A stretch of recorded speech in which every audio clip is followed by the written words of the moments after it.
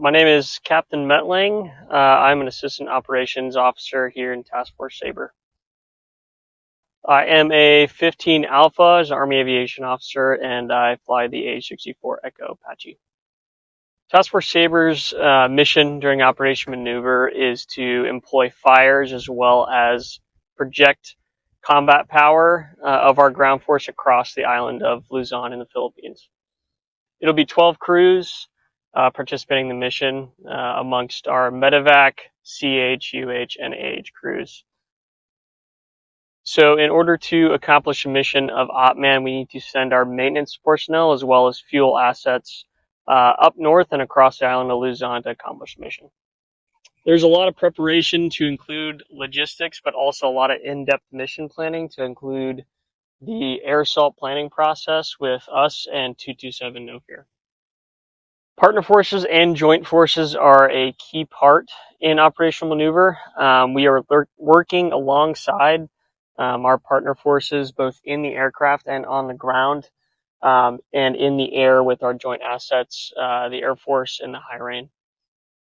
We are currently working with our joint partners, the Marines and the Air Force, in order to conduct and complete OPMAN successfully, but we also are working closely with our Australian and Filipino partners in the exercise, not only in the aircraft, but also on the ground as a part of the ground force we're supporting.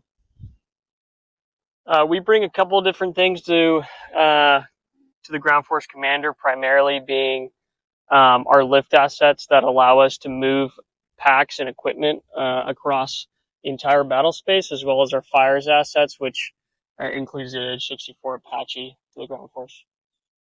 No-fill tasks for Task Force Sabre during the air assault to Kalayan include in-depth mission planning, but also rehearsals all the way down to the soldier level to ensure everyone knows their job and when and where to be to accomplish the mission. I would say challenges include foreign terrain and a lot of weather patterns that we're not used to back in Hawaii, which we do find here in the Philippines. So we have to work together as a team to find ways around these problem sets and still accomplish a mission nevertheless. Operation Pathways provides a training opportunity that soldiers can take from their year-long training cycle on Oahu and bring it to the field, integrating with our joint partners across a foreign country and our partners alongside us. I personally learned how well our partner forces between multiple different nations can work as a team to accomplish one goal and go home a better fighting force than we came as to. I've been most proud of how Task Force Sabre is able to work around problem sets. A lot of things are difficult to forecast before coming out here, and as a team, we're able to work not only between the task force, but other task forces here in the division and our partners in order to solve issues that arise as they come and still complete the mission. I'm PFC Long. I'm a UH helicopter Black Hawk maintainer.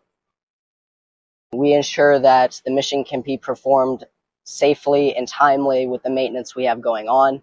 And as a crew chief, I ensure that we can perform the mission when we actually need to get out there and get it done. So the value I provide to the mission as a maintainer, I ensure that these helicopters are safe and ready to fly before we go out and actually perform the mission. As a crew member, what I do is I look out the window and I make sure that we're not going to hit anything. We can land safely and properly.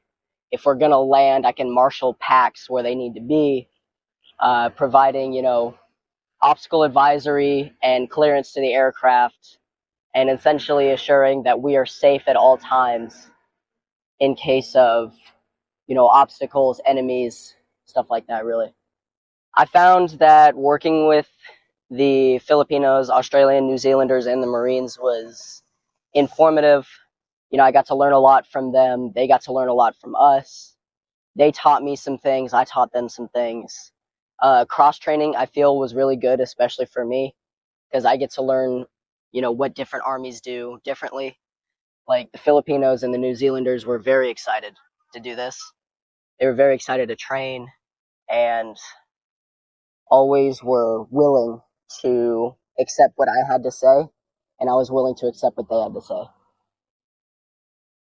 The biggest challenge I have faced while in country is likely going to be adjusting to the country. There are a lot of things that are different between the United States and the Philippines. The weather changes.